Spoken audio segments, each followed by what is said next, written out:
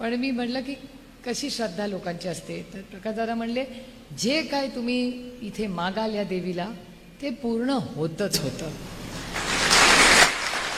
असं त्यांनी मला सांगितलं. आणि तेवढ्यात मेहबूबबाई एक गोष्ट बोलले की ताई ते तर आहेच, पण एक मी तुम्हाला सांगतो, बाकी सगळे खोटं बोलतील पण मोठ्या देवीची खोटी शपथ घ्यायची हिम्मत कोणी करत नाही. हे गंमत म्हणून म्हणते की आज जे आदरणीय पवार साहेबांवर वार करतात ना सगळे, मी त्यांना विनम्रपणे विनंती करते की आपण सगळे मोठ्या देवीला येऊया. तुम्ही तुमचं मांडा, मी माझं मांडते, पण शपथ मोठ्या देवीची घ्यायची. मान्य का? ते काय म्हणले पवार साहेब, काय हुकुमशाही आहे.